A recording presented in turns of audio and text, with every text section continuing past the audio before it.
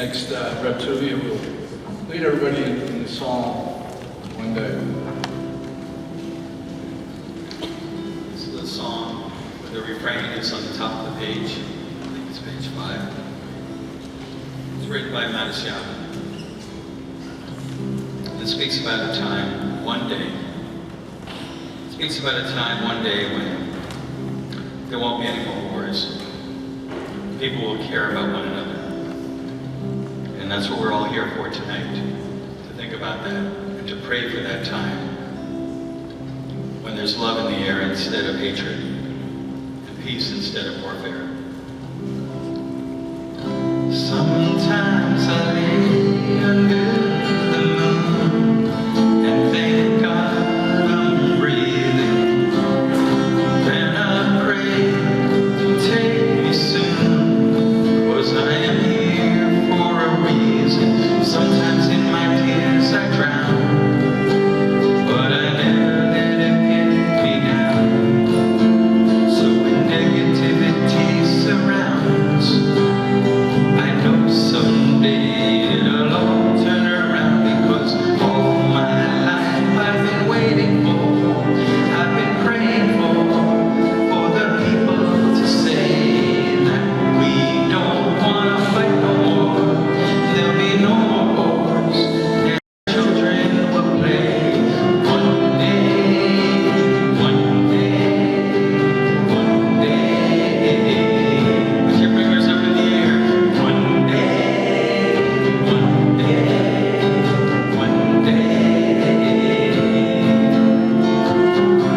It's not about win or lose, 'cause we all lose when they feed on the souls of the innocent. Turn to faith and keep on moving, though the waters stay raging. In this maze you can lose your way. Your way, it might drive you crazy. Don't let it phase you, no way, no way. Because all my life I've been waiting for, I've been praying for the people to say that we don't wanna fight no more. There'll be no more wars, and our children will play. One day, one day, one day. One day. Let me hear you. Beautiful. One day this all will change. Treat people the same. Stop with the violence, down with the hate. One day we'll all be free and proud to be under the same sun, singing songs of freedom like one day, one day, one day. One day, one day, one day. Because all my life I've been waiting for, I've been praying for people to say that we don't wanna fight no more. There'll be no more wars, and our children will survive.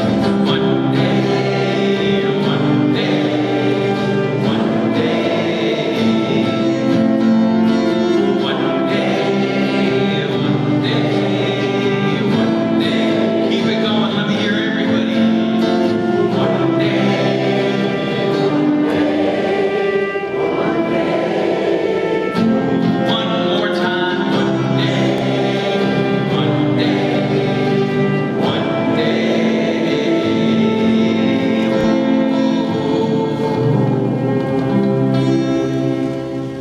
One day.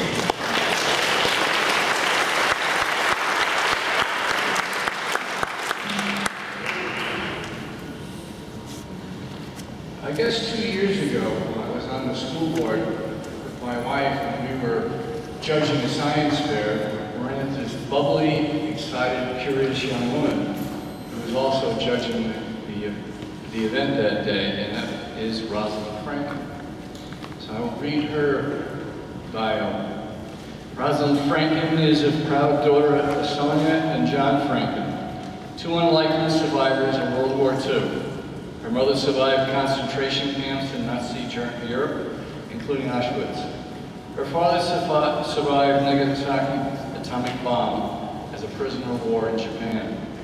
After witnessing and experiencing the worst of humanity at the hands of their evil captors, continents apart, the two were brought together in the most extraordinary circumstances to find everlasting love against all odds.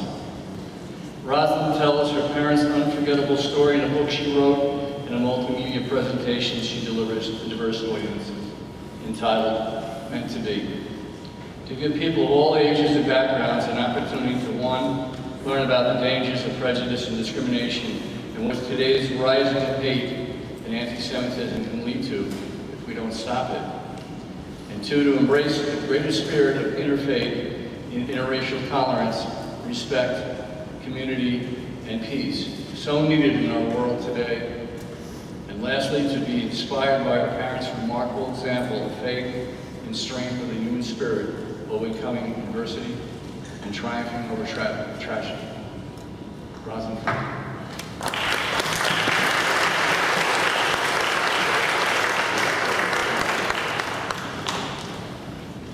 What I'm about to share with you all is the true and unforgettable story of my parents, John and Sonia Franken, two unlikely survivors of World War II. My mother survived the concentration camps of Nazi Europe. She faced death in the gas chambers 3 times and survived. My father was a prisoner of war in Japan. He was working as a slave laborer in Nagasaki when the Americans dropped the atomic bomb there. And guess what? He too survived. So you might be thinking, my God, who are these people? Right? How did they survive? How did they meet? How is any of this even possible? Well, some people might say, boy, were they ever lucky. Talk about coincidence. Not my parents. My parents would tell you it was all beshert. A wonderful little Yiddish word that has different meanings, one of which is meant to be. Now, as you're going to hear, there were many miracles that saved my parents' lives, but they didn't just sit around and wait for or pray for a miracle. No, they believed they had their own active role to play in their fate. They saw their role as remaining mighty and hopeful, daring and determined, and full of trust and faith that they would live to see another day and another and another. So if you ask me what was it that kept them going, that kept that willpower and hope alive despite all their years of captivity and suffering, I would tell you it was because of a powerful combination that I call might, miracles, and triumph of the human spirit. And so it is with great honor that I'm here tonight to share with you a little bit about their story that I tell in my book called Meant to Be. Are you ready? Good. My mother was born on February 6, 1926 in a small town in the Netherlands called Reysen. And she was raised in a very traditional Jewish home where the Sabbath, the holidays, and the laws of the Torah were all observed with the greatest joy, devotion, and respect. My mother told me, she said, I had a good childhood. She said, we were poor, but we were happy. But that all got turned upside down at the age of 15 when she was taken from her home by the Nazis and taken to the first of a series of concentration camps. The first one was called Camp Vught, which was a transit camp in the southern part of the Netherlands. Now, immediately upon arrival, she was forced apart from both her parents, her 2 brothers, and her oldest sister. Imagine what that was like for her, to watch them all being taken away, having no clue where they were being taken and if she would ever see them again. And sadly, that was the last time she would ever see them. And for me, similar to you, one of the hardest things growing up as the daughter of survivors was looking at photographs of family members who I was so unjustly deprived of. And if you think about it, not just them, but all the generations that would have followed in more own circumstances. But thankfully, meant to be, my mother's life was spared. Her and her two sisters, their lives were spared. They were put to forced labor, working for a company some of you may have heard of called Philips Electronics, right? My mother worked there as a slave laborer in the radio assembly plant. She did that for quite a while, but then from there she was sent to Auschwitz. The most notorious of all the camps, right? The most streamlined mass killing centers ever created by mankind. And the living conditions there were brutal. You weren't killed in the gas chambers. You would die of starvation, malnutrition, forced labor, infectious diseases, individual executions, and sometimes even the most horrific medical experiments.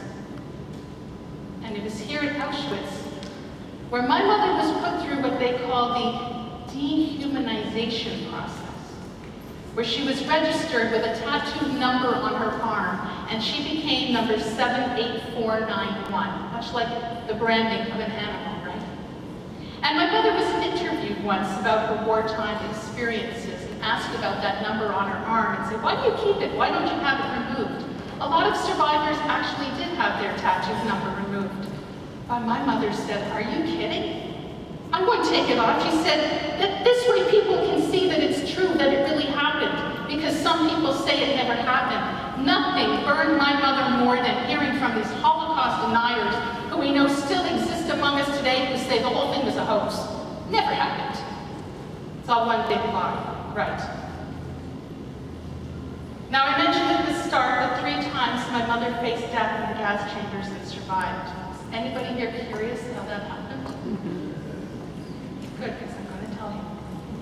On 3 separate occasions, there was either a malfunction in the gas supply, or they had gassed so many people through that day they had run out of gas. And before they could fix the problem, she was being put on a train and being shipped off to the next camp. She was in 11 different camps in total. So if you ask my mother, if you want to say if that happened once, you could say she was lucky. 2 times, very lucky. 3 times, my mother would tell you it was for sure. It was meant to be, for whatever reason, that she should survive. My father was born on April 10, 1922, on the island of Semarang in the former Dutch East Indies, now known as Indonesia.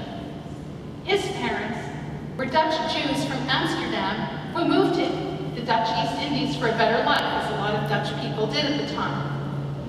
Now, unlike my mother, my father did not grow up with the usual traditions and customs of the faith. And he didn't really fully understand that he was Jewish and what it meant until something terrible that happened to him in grade 1. Imagine he's sitting in class, 6, 7 years old, and the teacher says to the little girl sitting behind him, says to her, "You see this boy sitting in front of you? He's a Jew, so if you want to hit him, you have my permission." Can you imagine that?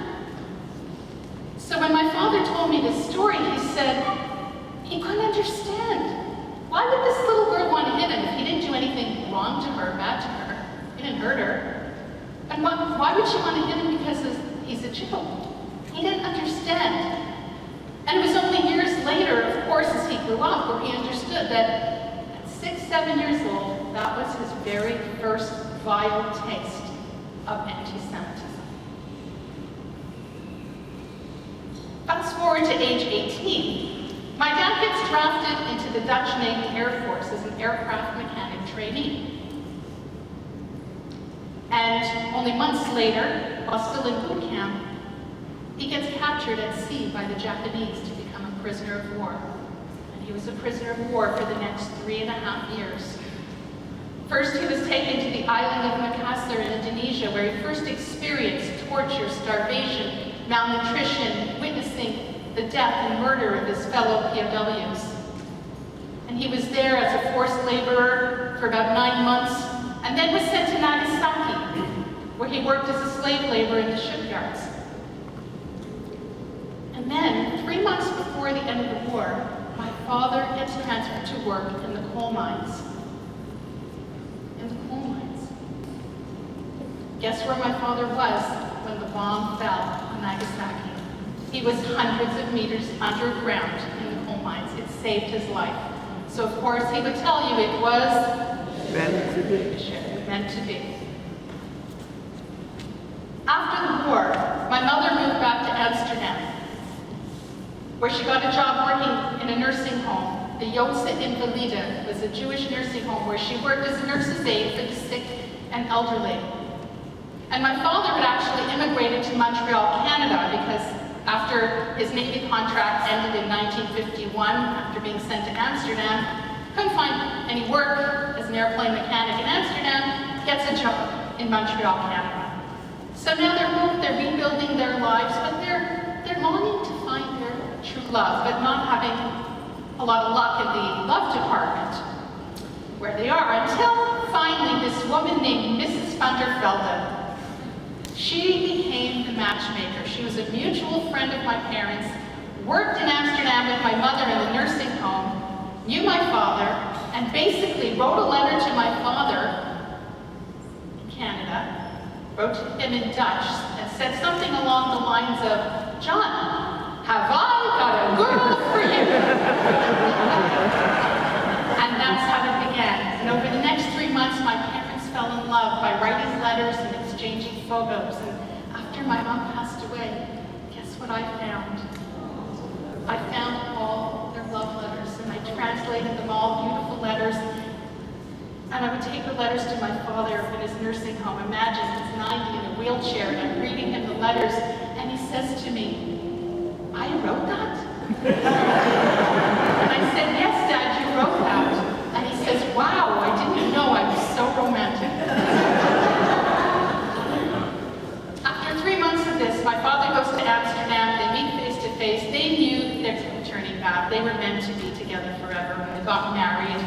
And then, over the years, they had their children, me and my brother. Life was good. And then they each faced terrible life-threatening health setbacks. My mother with cancer, my father with a heart attack. But they both faced it and carried on with that same daring and determination that got them through the war, because they already knew what it meant to keep going, to take life as it comes, and to be grateful for every blessing received. And one thing that I learned from my parents that we can all learn from is that we all have a superhuman power. Do you know what that is? It's called the power of choice. We have the power to choose every thought we have, every belief we hold, and every action we take. And after everything that my parents went through, tell me, how easy would it have been for them to play the victim, to feel sorry for themselves, to be bitter, right? But no, my parents used that power of choice, and they always chose to be better and not bitter. And this story, why I'm so passionate about sharing my parents' stories, because it's not just about me and my family. Their story is about all of us. It is about our global family. It is about all of us reflecting on the collective memory of this most horrific time in human history that must never be forgotten. It's about remembering stories of what people like my parents went through in the past, so that we can remember and really recognize the dangers of this kind of prejudice and discrimination, and what this kind of evil and hate can lead to if we don't stop it. It's about all of us remembering who we are as human beings as a whole, as one human race, regardless of our religious beliefs, the color of our skin, or anything else that divides and differentiates us. Why?